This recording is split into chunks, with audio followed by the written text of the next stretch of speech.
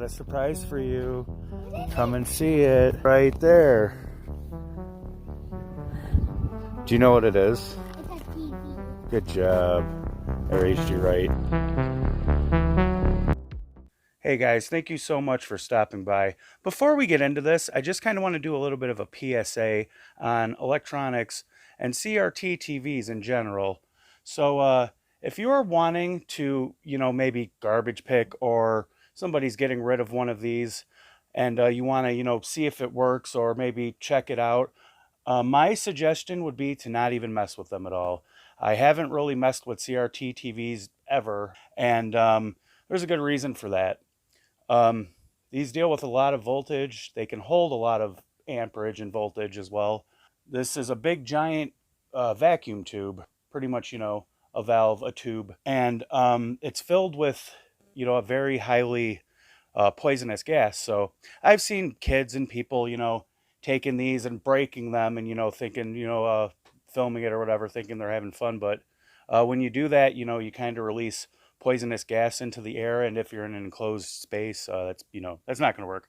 So basically, if you want to refurbish one of these or anything, know what you're doing, and I wouldn't take this as a tutorial on how to restore or refurbish these. This is just for entertainment purpose. But anyways, thank you very much for watching, and enjoy.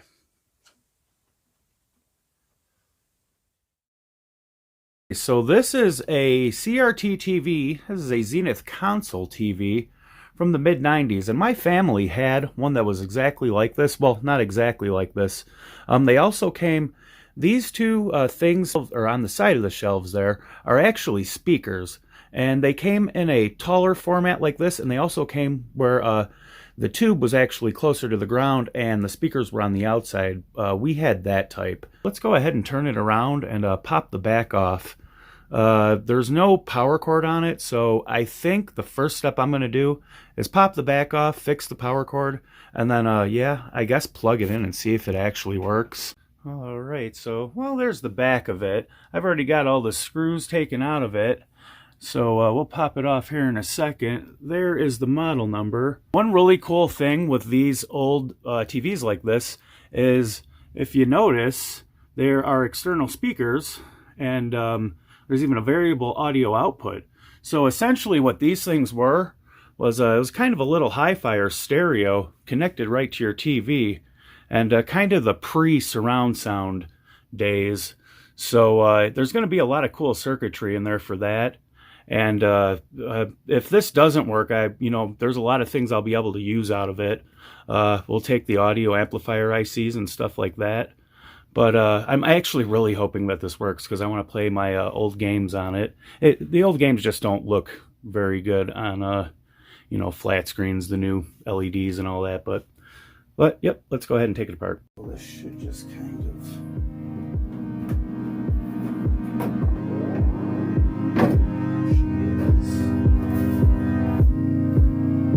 a bit dirty, but doesn't look too bad.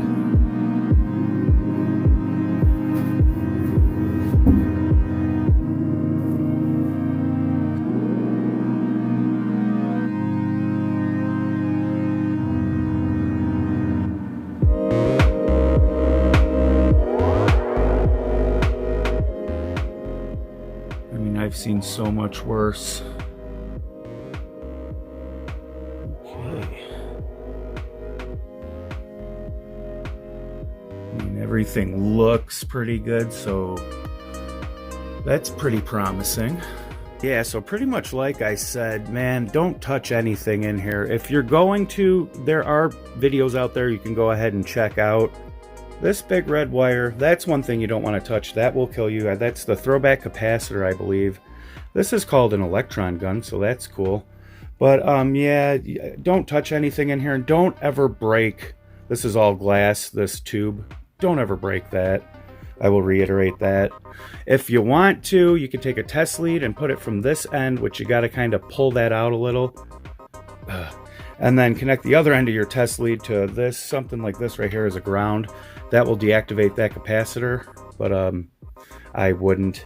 So moving onward, we have our power lead down here. It looks like it runs under the board and then kind of comes back out to the power supply part of the board.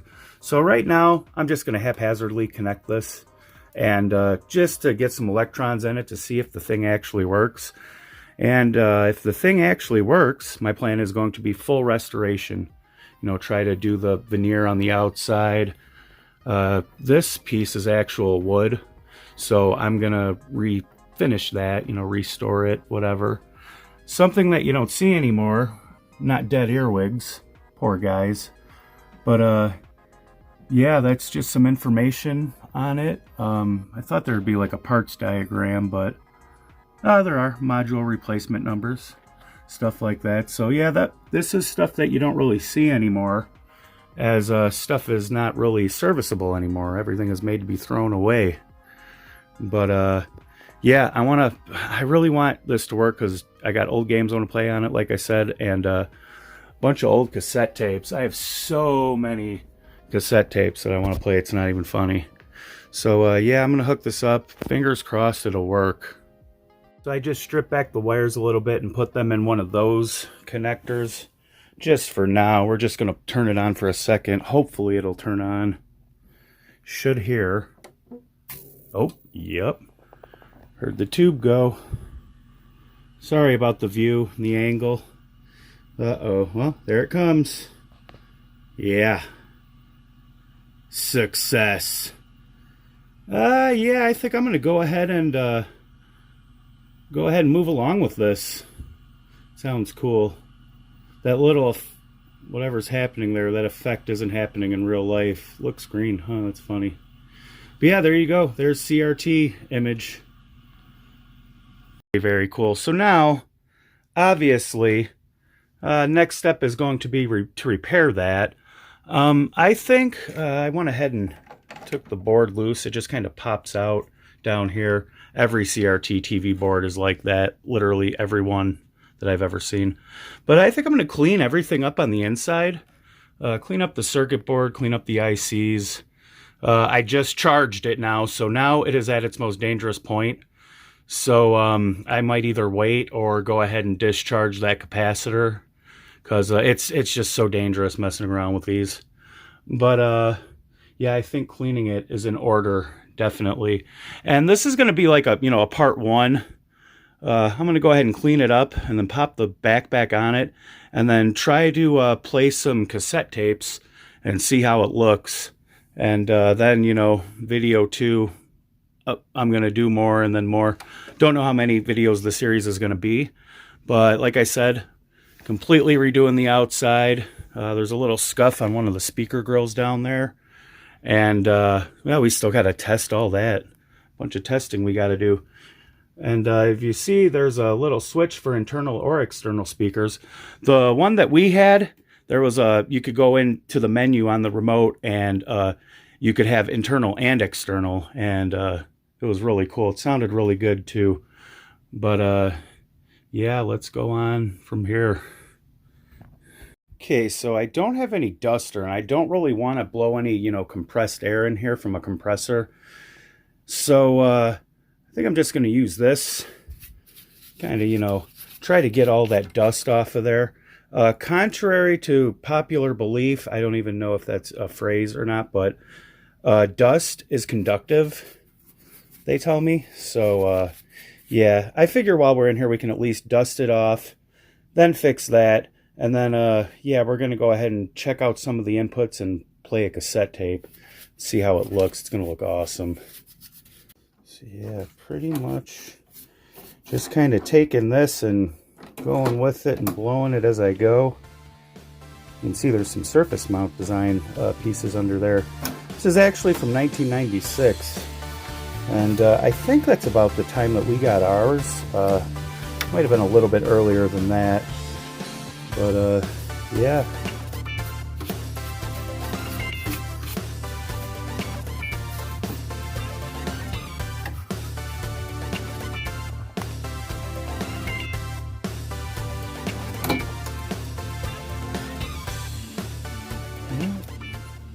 Speaker terminals, everything looks pretty good.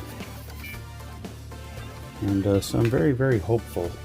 Now, I actually think I have one of these exact same clips that is all together. I'd have to go look for it though. If not, I'm just going to connect the other piece to that and then kind of run it under there, just kind of like it was before. Okay, so here's the fix. I threw some tape on it. Well, soldered it, threw some tape on it, and then that's some marine type heat shrink. So I think that'll work pretty darn well. Make sure this goes in just like that. And then, this is the fun part. I have deactivated the capacitor. So in theory, I shouldn't get zapped. This just kind of slides in back here. Just slides in back here. Okay, just slides in back there. Probably bumping the crap out of the camera. Beautiful.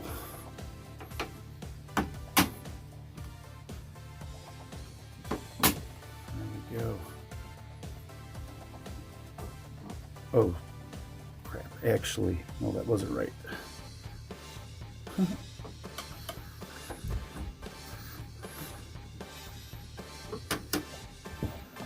My plan is to have the joint kind of hanging out inside. I said joint.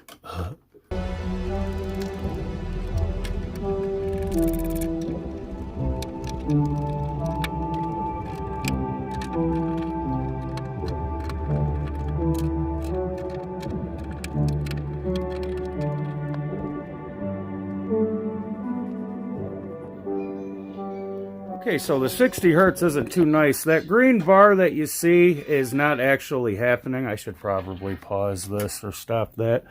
But yeah, it's working, and it's working pretty good. The picture isn't too bad either. It doesn't really come through very well on here, and it's not going to. But yeah, so both the speakers work, and I think it's all systems go. Charming. Anyone ever seen that? Just bring you back.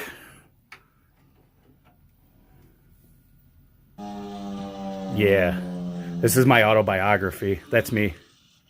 My name's Casey Jones. That's my girlfriend. Looks like we actually have the subtitles on there, so I'll have to figure out how to turn those off. But I'll just shut that off. Yeah, it is. It's working very, very well. So, like I said, yep, all systems go. Definitely stay tuned for this series because I'm completely restoring this. I'm going to redo the wood. I'm going to redo everything. But anyways, that's it for this one. Thank you guys so much for watching. Go ahead and comment down below. Like. Got any questions or anything like that? Subscribe if you want to. And have a good one. We will see you in the next one. Sydney, do you want to come grab another stack of movies?